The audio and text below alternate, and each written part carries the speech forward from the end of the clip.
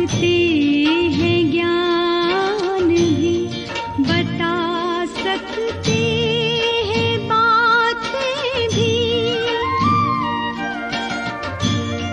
सुना सकते हैं ज्ञान भी, बता सकते हैं बातें भी। मिला है रस जो इस दिल को पिला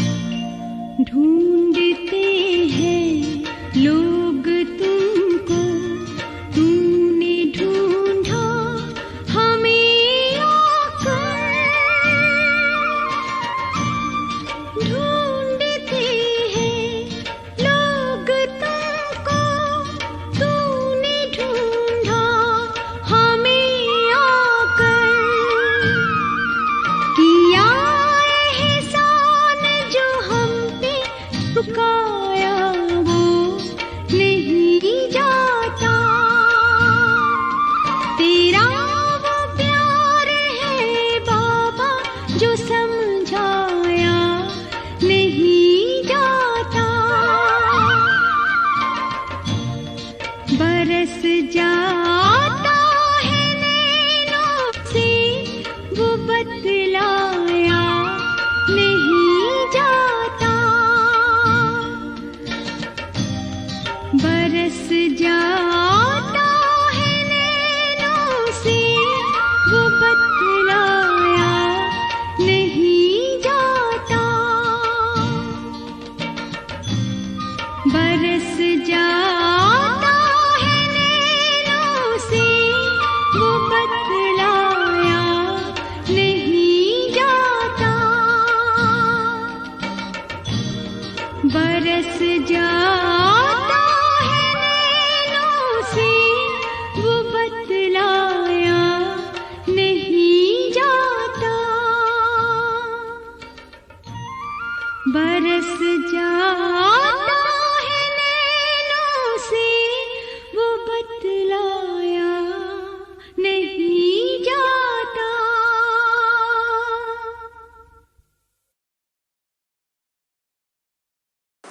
ओम शांति, ओम शांति। आज 29 तारीख के मीठे बाबा के महावाक्य हैं।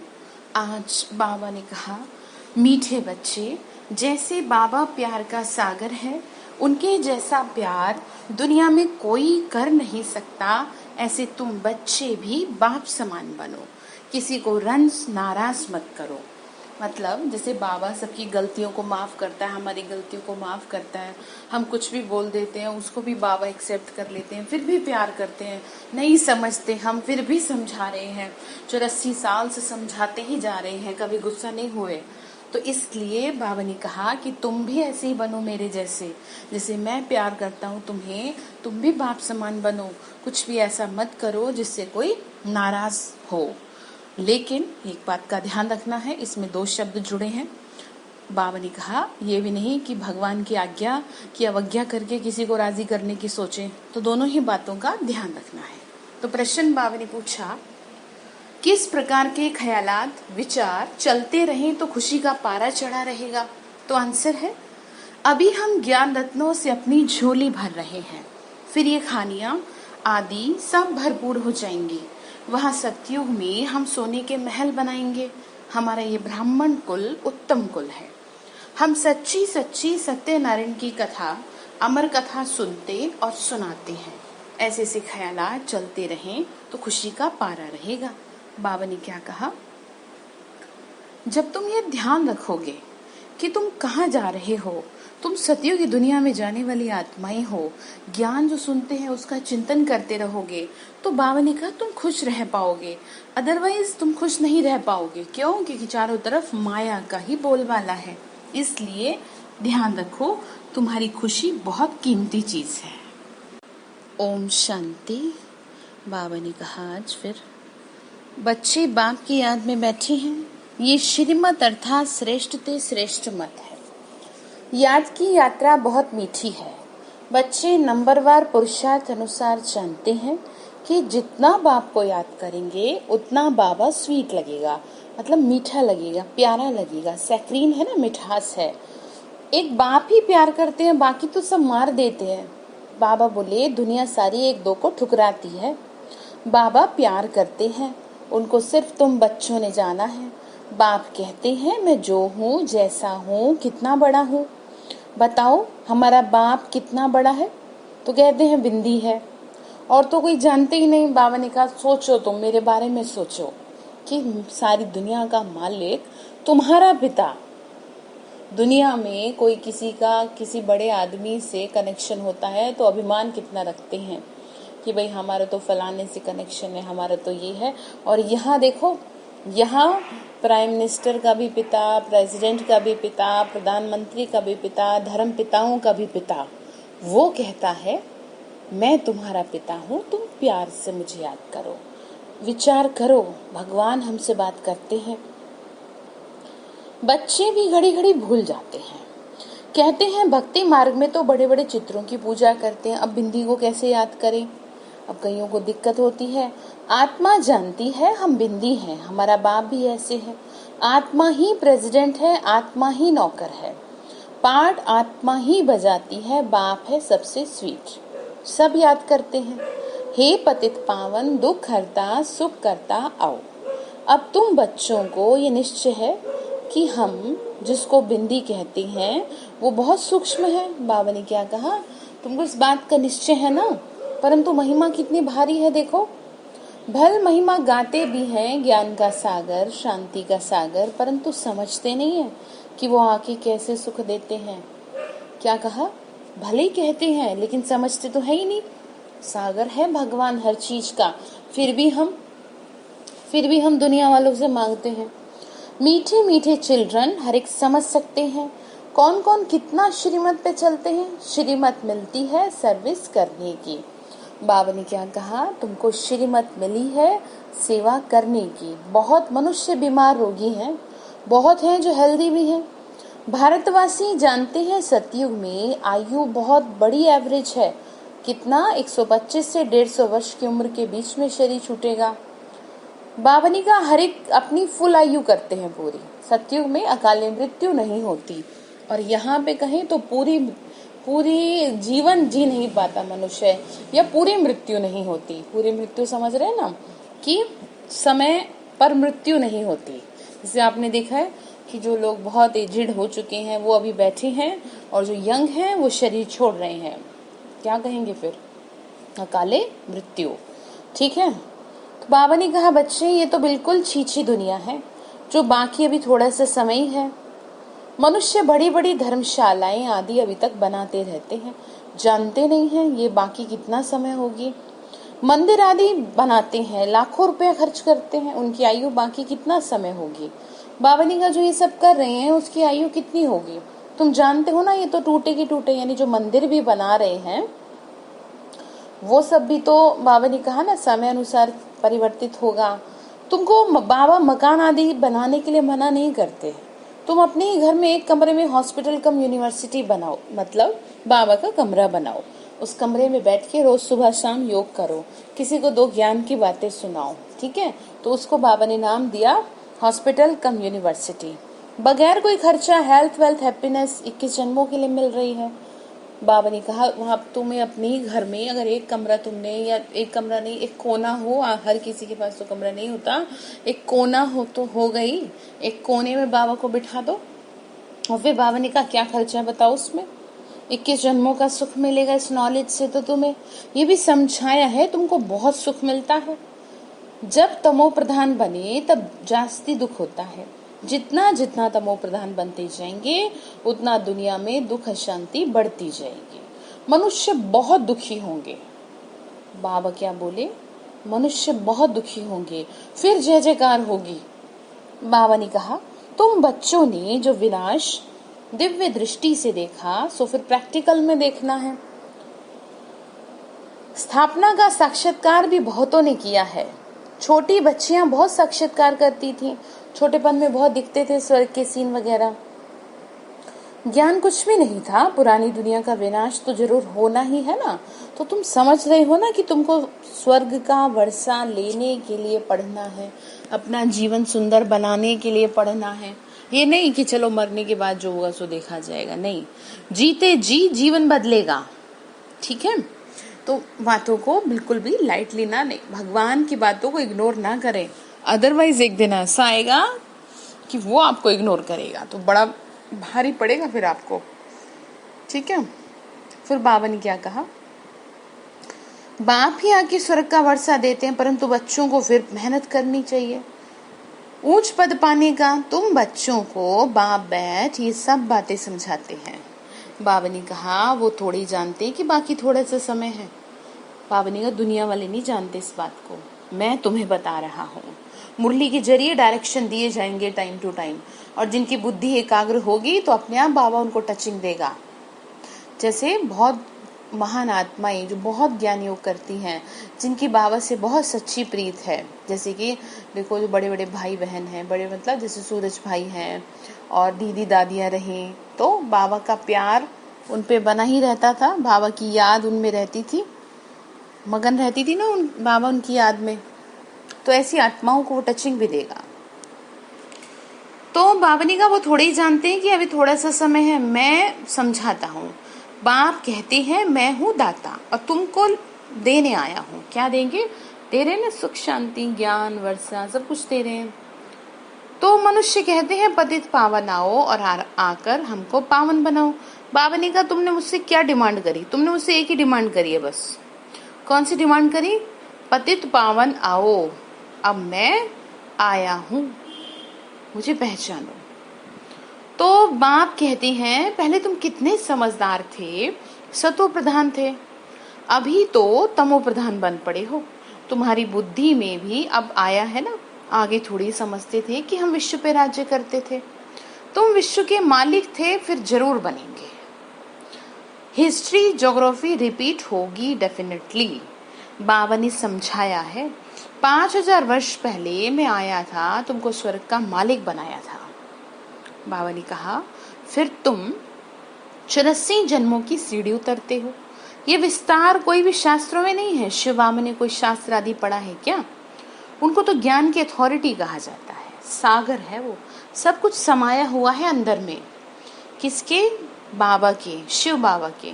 वो लोग भी शास्त्र आदि पढ़कर शास्त्रों की अथॉरिटी बनते हैं, लेकिन यहाँ जब बाबा आते थे दादी जी के तन में, तब थोड़ी कोई शास्त्र सुन के पढ़ के सुनाते थे। देखा, घंटों घंटों बाबा मुरली चलाते थे। तो ये किसी मनुष्य के लिए पॉसिबल नहीं है, चाहे कोई कितना भी बड़ा ज्ञानी धर्मात्मा क्यों ना हो। तो बाबा ने फिर आगे कहा वो भी तो गाते हैं पतित पावनाओ, गंगा स्नान करने जाती हैं। वास्तव में ये भक्ति है ही गृहस्थियों के लिए। अब बाप बैठ समझाती हैं, उनको भी पता नहीं कि सदगति दाता कौन है। सारी दुनिया का जो मालिक है वो ये हमको समझा रहे हैं, दुनिया नहीं जानती कौन करेगा सदगति। वास्तव में ये भक्ति है ही गृहस्थियों के लिए, बाबा ने कहा। बाप समझाती हैं तुम मुझे बुलाती हो पतित पावन आओ, मैं तुमको पावन बनाता हूँ, मैं तुमको पढ़ाने के लिए आता हूँ। ऐसे नहीं कि हम पे कृपा करो। बाबा कहते बच्चे मैं कोई कृपा नहीं कर रहा तुम पे, कोई आशीर्वाद नहीं कर रहा, मैं तुम्हें पढ़ा रहा हूँ। और पढ़ाई में कोई कृपा आशीर्वाद नहीं होती। लेकिन एक बात और ऐड कर दीजिए, अगर श्री बाबा की आज्ञाओं का पालन करेंगे तो अपने आप कृपा होगी, अपने आप आशीर्वाद होगा। अपने से समझिए ना, जैसे आपके बच्चे आपकी हर बात माने तो आपका मन करेगा उन्हें प्यार करने का, उन्हें दुआएं देने का, फिर वो चाहे कहे ना कहे। तो ठीक इसी तरीके से यहाँ पर अपने और बाबा के लिए समझने की बात है। बाबा ने कहा आशीर्वाद क्यों मांगते हो? आशीर्वाद तो अनेक जन्म लेते आए हो, अब आकर माँ बाप की मिल्कियत का मालिक बनो ना। आशीर्वाद क्या करेंगे? बच्चा पैदा हुआ और बाप की मिल्कियत का मालिक बना। बाबा बोले जो मेरे पास है सब तुम्हारा ही है, मेरी श्रीमत पे तो चलो। लौकिक बाप को कहते हैं कि कृपा करो, यहाँ तो कृपा की बात ही नहीं। जैसे दुनिया में तो कहा जाता है ना, समाज में घर परिवार में कहा जाता है, यहाँ किस पे क्या कृपा करें? कृपा से थोड़ी ना उद्धार हो जाएगा, करना तो आप ही को पड़ेगा ना, मेहनत तो करनी पड़ेगी। ये किसी को नहीं पता कि बाबा बिंदु है। अभी बाप ने तुमको समझाई है ये बात, सब कहते भी हैं परमपिता परमात्मा, गॉड फादर, सुप्रीम सोल। तो परमात्मा ठहरे ना, वह है सुप्रीम। कौन? शिव बाबा। बाबा ने कहा बाकी सब है आत्माएं, सुप्रीम बाप आकर आप समान बनाते हैं और कुछ नहीं है। आप समान पवित्र बनाते हैं। कोई की बुद्धि में होगा क्या कि बेहद का बाप जो स्वर्ग का रचयिता है वो आके हमको स्वर्ग का मालिक बनाते हैं? बाबा ने कहा किसी की बुद्धि में होंगी ये बातें? बाबा बोले तुम अभी जानते हो ना, कृष्ण के हाथ में स्वर्ग का गोला है, गर्भ से बच्चा बाहर निकलता है तब से आयु शुरू होती है। श्री कृष्ण तो पूरे 84 जन्म लेते हैं, गर्भ से बाहर आया उस दिन से 84 जन्म गिनेंगे। बाबा ने कहा श्री कृष्ण के पूरे जन्म होते हैं। लक्ष्मी नारायण को तो बड़ा होने में 30-35 वर्ष लगे ना, तो वो 30-35 वर्ष 5000 से कम करना पड़े तो बाबा ने कहा क्या कर देंगे, उसको इसमें से कम कर देंगे। शिव बाबा को तो गिनती नहीं कर सकते, शिव बाबा का तो गिनती नहीं कर सकते ना, मतलब शिव बाबा कब आए टाइम दे नहीं सकते, मतलब कल्प के संगम पे आए ना, तो बाबा ने कहा टाइम क्या देंगे अब इसमें, कौन सा टाइम, धर्म ग्लानि का समय बता सकते हैं। शुरू से साक्षात्कार होते थे, मुसलमान लोग भी बगीचा आदि देखते थे, बहुतों को होता भी था। तो बाबा ने कहा बच्चे ये नौंधा भक्ति तो कोई ने नहीं की, घर बैठे आप ही ध्यान में जाते रहते थे। बाबा बोले घर बैठे अपने आप ही हो जाता था ऐसा, बुद्धि चली जाती थी ध्यान में। तो वो तो कितनी नौंधा भक्ति करते हैं, तो बाप बैठ समझाते हैं। बाबा कहते बच्चे मैं कहाँ से आया हूँ, देखो तुम्हारे लिए दूर देश से आया हूँ, दूर देश का रहने वाला आया देश पर आए। बच्चे जानते हैं इनमें प्रवेश कर बाबा हमको पढ़ा रहे हैं, लेकिन फिर बाहर में जाने से नशा कम हो जाता है। याद रहे तो खुशी का पारा चढ़ा रहे और कर्मातीत अवस्था हो जाए। याद रहता नहीं तो कभी मुरझाए रहेंगे, कभी दुखी से जैसे इतने दुखी हो जाएंगे, कभी तो जैसे सारी दुनिया के दुख इन्हीं के पास आ गए। तो ऐसा कभी कुछ हो रहा है तो समझ लो आपकी याद कम हो रही है, मूड खराब हो रहा है। अच्छा एक बात और समझ लीजिए, ऐसा नहीं कि स्थितियां सही रहेंगी, आपकी परिस्थितियां वो तो जैसी है वैसी ही रहेंगी, कभी कुछ होता रहेगा। इसलिए अपनी खुशी को समाप्त मत करो, ठीक है, दुखी होके नहीं मरना है, खुशी से शरीर छोड़ना है, तो बरकरार रखेंगे ना खुशी को। तो बाबा ने कहा, बाप बैठ सम्मुख समझाते हैं। बाबा ने कहा याद रहेगा तो पारा चढ़ा रहेगा और फिर कर्मातीत अवस्था हो जाए, परंतु टाइम चाहिए उसमें। अब देखो श्री कृष्ण की आत्मा को अंतिम जन्म में फुल ज्ञान है ब्रह्मा बाबा को, फिर गर्भ में आकर निकलेंगे, गर्भ से आकर के निकलेंगे, पाई का भी ज्ञान नहीं होगा, सतयुग में थोड़ी कोई ज्ञान होगा। बाबा ने कहा पूरा भरपूर हुआ ज्ञान से तभी तो जन्म मिला। ज्ञान की भरपूरता का परिणाम है सतयुग का फर्स्ट प्रिंस बनना, कंप्लीट संपूर्ण बन गई आत्मा। कृष्ण ने कोई मुरली नहीं बजाई, वो तो ज्ञान जानते ही नहीं, वो तो खेल पाल दिखाया है। एंटरटेनमेंट में लोगों को ज्यादा आनंद आता है तो इसलिए इस तरह से मूवीज क्लिप बना दी गई। वास्तव में इसका अर्थ समझना चाहिए। इस समय ज्ञान की मुरली बजाई जा रही है, मुरली तो बज रही है, बाबा बजा रहे, मुरली सुना रहे हैं। लक्ष्मी नारायण ही नहीं जानते तो ऋषि मुनि आदि सन्यासी कैसे जानेंगे। बाबा बोले विश्व का मालिक लक्ष्मी नारायण नहीं जाना तो फिर ये सब कैसे समझे। कहते हैं श्री कृष्ण सागर में पीपल के पत्ते पर आया, यह किया, ये सब कहानियां हैं जो बैठ लिखी है। कहते हैं नदी में पैर डाला तो वह नीचे चली गई। बाबा ने कहा कितनी कहानियां बना दी। बाबा ने कहा जरा विचार करो मनुष्य क्या क्या बातें बना सकते हैं। अब बाप समझाते हैं कोई की उल्टी सुल्टी बातों पर कभी विश्वास नहीं करो। बहुत मिलेंगे आपको ऐसे, ठीक है, क्योंकि कलयुग है ये, बहुत मिलेंगे, अच्छे कम मिलेंगे और जिस तरह की आत्माएं ज्यादा मिलेंगी। शास्त्र आदि कितने मनुष्य पढ़ते हैं, बाबा कहते हैं पढ़ा हुआ सब भूल जाओ।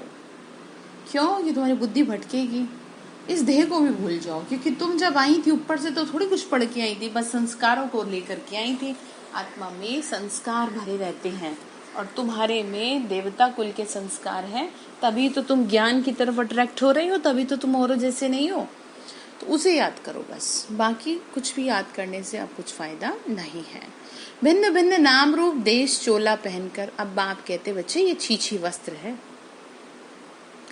आत्मा और शरीर दोनों पतित हैं। आत्मा को ही श्याम सुंदर कहा जाता है। आत्मा पवित्र थी तो सुंदर थी, फिर काम चिता पर बैठने से काली बन गई। बाबा ने कहा तुम साफ सुथरे थे, नीट एंड क्लीन थे, चमक रहे थे तुम, और अब विकारों की वजह से तुम्हारा आज ये हाल हुआ है, इसीलिए मुझे आना पड़ता है तुम्हारे लिए। बाबा समझाते ना, बच्चे हैं हम, उसके तो समझाएंगे ना। तो पतित पावन बाप कहते हैं मुझे याद करो तो ये खाद ही निकल जाएगी। कौन सी खाद? विकारों की। जितना मीठे बाबा को याद करेंगे उतना अंदर से गंदगी समाप्त होगी। आत्मा में ही खाद पड़ती है। कलयुग अंत में तुम अब गरीब हो। कैसे गरीब है? ज्ञान के भी गरीब हो रहे और वैसे भी बुरा ही हाल है। कहाँ सोने की चिड़िया था भारत। वह सत्युग में फिर तुम सोने के महल बनाएंगे। वंडर है। यहाँ हीरों का देखो कितना मान है। वहां तो पत्थरों मिसल होते हैं। बाबा ने कहा स्वर्ग में तो हीरे पत्थर जैसी तरह पड़े रहेंगे। अभी तुम बाप से ज्ञान रत्नों की झोली भर रहे हो। लिखा हुआ है ज्ञान, लिखा हुआ है सागर से रत्नों की थालियां भर कर ले आते हैं। सागर से जितना भी चाहिए उतना लो। खानियां भी भर तो हो जाती हैं। तुमने साक्षात्कार किया है। बाबा ने क्या कहा? तुमने साक्षात्कार किया है ना। माया मच्छंदर का भी खेल दिखाते हैं। किस चीज का? स्वर्ग का। बाबा फिर बोले उसने देखा कि सोने की ईंटें पड़ी हैं, ले जाता हूँ। नीचे आया तो कुछ था ही नहीं। होता है ना ऐसा। बाबा ने कहा वहां तो सोने की ईंटों के महल बनाएंगे। ऐसे ऐसे तुम्हारे ख्यालात चलते रहने चाहिए। बाबा क्या कह रहे? बच्चे तुम्हारे ये ख्यालात रहे। अब हम चल रहे हैं, यहाँ से चलेंगे ना, सभी को चलना है। तो खुशी का पारा चढ़ा रहेगा जब तुम इस तरह से सोचते रहोगे। बाप का परिचय देना है। शिव बाबा 5000 वर्ष पहले भी आया था, ये किसी को नहीं पता। तुम जानते हो 5000 वर्ष पहले आकर तुमको राजयोग सिखाया था। कल्प कल्प तुमको ही सिखाएंगे। जो जो आकर ब्राह्मण बनेंगे वो फिर देवता बनेंगे। विराट रूप भी बनाते हैं ना, उसमें ब्राह्मणों की चोटी गुम कर दी। ब्राह्मणों का कुल बहुत उत्तम गाया जाता है। बाबा ने कहा वह है जिस्मानी, तुम हो रूहानी। बाबा क्या बोले? तुम रूहानी हो। तुम ब्रह्मा के द्वारा ज्ञान प्राप्त किए हुए ब्राह्मण हो। फिर आगे समझाया ये सत्यनारायण की कथा अमर कथा ही क्या है? सच्ची सच्ची कथा है जो तुम आत्माओं को बाबा ने कहा मैं सुनाकर अमर बनाता हूँ। तुमको अमर कथा सुनाए अमर बना रहे हैं। ये मृत्यु लोग अब खत्म होना है। शिव बाबा कहते हैं मैं तुमको लेने आया हूँ। कितनी ढेर आत्माएं हैं, वो सुना है ना, कालों का काल महाकाल अब लेने आया है। बाबा ने कहा तुमने मुझे बुलाया कि हमें ले चलो इस दुनिया से। अब मैं आ गया हूँ, अब तुम पीछे मत हटो, जल्दी जल्दी तैयार हो और मेरे साथ चलो। बाबा ने फिर आगे कहा कितनी ढेर आत्माएं हैं, देखो कितनी आत्माएं हैं। आत्मा वापस घर से जाती है तो कोई आवाज थोड़ी होता है। आत्मा वापस, बाबा ने कहा आवाज नहीं होता। जब घर से जाती है तो मधुमक्खियों का झुंड जाता है तो कितना आवाज होता है। आत्मा तो चुपचाप आएगी। रानी की पिछाड़ी मधुमक्खियां सब भागती हैं। उनकी आपस में कितनी एकता है। भ्रमरी का भी मिसाल यहाँ है। तुम मनुष्य से देवता बना देते हो। बाबा ने कहा तुम क्या बना देते हो? देवता। पतितों को तुम ज्ञान की भू भू कर पावन विश्व का मालिक बना देते हो। बाबा ने और बन भी जाते हो सुना सुना करके। तुम्हारा प्रवृत्ति मार्ग है ना, बाबा कह रहे हैं तुम्हारा है प्रवृत्ति मार्ग, उसमें भी मेजॉरिटी माताओं की है, यानी गृहस्थ धर्म, उसमें भी मेजॉरिटी माताओं की है। इसीलिए वंदे मातरम कहा जाता है। वंदे मातरम। ब्रह्मा कुमारी वो जो बाप द्वारा 21 जन्मों का वर्षा दिलाती है। बाप सदा सुख का वर्षा देते हैं। बाबा ने क्या कहा? मैं तुम्हें सुख का वर्षा देता हूँ। जो सर्विस करेंगे, लिखेंगे, पढ़ेंगे, बनेंगे नवाब। बाबा कह रहे हैं जो सेवा करेंगे, मेरी बात मानेंगे, वो नवाब बनेंगे, राजा बनेंगे। राजा बनना अच्छा है, वो नौकर बनना अच्छा है? पिछाड़ी के समय तुमको सब मालूम पड़ जाएगा। बाबा बोले बच्चे तुम्हें जैसे जैसे समय बीतेगा ना, तुम्हें समझ में आता जाएगा कि कौन कहाँ स्टैंड कर रहा है और मैं कहाँ स्टैंड, मतलब इस समय मेरा क्या होगा अगर शरीर छूट जाए तो मेरी स्थिति कैसी है। बाबा ने कहा सब पता चलेगी तुम्हें। फिर बाबा ने कहा सब मालूम पड़ जाएगा, हम क्या बनेंगे, फिर पछताएंगे हम श्रीमत पर क्यों नहीं चले। बाबा कहते फॉलो करो। किसको? ब्रह्मा बाबा को, मम्मा को फॉलो करो। ऐसे भी नहीं कोई एक कमरा दे देते सेंटर के लिए, खुद मीट आदि खाते रहते हैं। वह पुण्य आत्मा, वह पाप आत्मा फिर आश्रम नहीं रहेगा। कईयों की जगह ऐसा होता है। तो बाबा ने कहा ऐसे नहीं होता, ठीक है। तो वो पाप आत्मा कहलाती है। बाबा ने बहुत अच्छे से समझाया है इस बारे में। ये तो बहुत बड़ा पाप है, जीव हत्या। ठीक है, बाबा ने कहा मांस खाने वाला, पकाने वाला, लाने वाला, खरीदने वाला और बेचने वाला, पांचों के पांच बराबर पाप के भागी बनते हैं। और एक तरफ तो तुम पाप करे जाओ और दूसरी तरफ कहो जी नहीं भगवान का सत्संग चलवाए हम अपने घर में, तो ये पॉसिबल नहीं है। भगवान ऐसे घर में नहीं रहते। ठीक है, तो वो घर घर नहीं है, वो फिर कुछ और ही बन जाता है। तो बाबा ने कहा ऐसे नहीं होता। तो वो पाप आत्मा फिर वो आश्रम थोड़ी रहेगा। घर से स्वर्ग बनाते हैं तो खुद भी स्वर्ग में होने चाहिए ना। बाबा ने क्या कहा, घर में स्वर्ग बनाने जा रहे हैं तो तुम्हारा भी तो जीवन ऐसे ही तो हो, स्वर्ग में ही तो हो ना। सिर्फ आशीर्वाद पर नहीं ठहरना कि मैं आशीर्वाद करूंगा, बाप को याद करना है, पवित्र बनाकर ही साथ ले जाएंगे। बाबा ने कहा देखो ऐसा है, मैं तुम्हें ऐसे तो ले जा नहीं सकता, तुम्हें पवित्र बनाना पड़ेगा मुझे। स्वच्छ करेंगे एकदम। स्वच्छ कैसे करेंगे? ऐसे ही करेंगे, शुद्धिकरण कर रहे हैं ना, याद करेंगे तो स्वच्छ होते जाएंगे। तुमको तो बहुत खुशी रहनी चाहिए, कितनी भारी लॉटरी मिलती है। बाप को जितना तुम याद करोगे तुम्हारे पाप कटेंगे। बाप जितना प्यार दुनिया में कोई नहीं कर सकता। अंडरलाइन करें इस बात को। बाबा ने क्या कहा, मेरे जितना प्यार तुम्हें कोई नहीं कर सकता। और हकीकत यही है, दुनिया में कोई ऐसा नहीं है जो बिना स्वार्थ के आपको प्यार करे, बिना स्वार्थ के आपसे बात करे, सिवाय भगवान यानी शिव बाबा के। उनको हमसे क्या स्वार्थ, कुछ भी नहीं। बाबा को क्या मिलेगा, वो तो पिता है ना, इस वजह से हमारे लिए कर रहा है। जैसे बच्चे कितने भी नालायक हो, लेकिन माँ बाप फिर भी बच्चों के लिए करते हैं। तो माँ बाप की जो ये स्टेज है ये कोई भी कवर नहीं कर सकता। तो शिव बाबा भी तो पिता है ना, हम सब के पिता हैं, तो इसलिए वो हमारे को इतना प्यार करते हैं। तो उनका निस्वार्थ प्यार इतना है कि हमें, इसीलिए तो हम क्या है, दुनिया को छोड़ दिए। जैसे कई लोग कहते हैं ना, भाई आपको क्या जरूरत पड़ी थी यहाँ आने की, क्यों? क्योंकि भगवान जितना प्यार कोई नहीं कर सकता। इसीलिए गायन है, तू प्यार का सागर है, तेरे एक बूंद के प्यासे हम। तो ऐसी थोड़ी है दुनिया में भी गीत। तो तुम भी ऐसे बनो। फिर बाबा बोल रहे हैं, अगर किसी को दुख दिया, तुमने रंज नाराज किया, तो फिर बाबा के बड़े भारी शब्द हैं, रंज होकर मरेंगे। ये कोई बाबा श्राप नहीं देते, कह रहे हैं समझा रहा हूँ, समझाते हैं।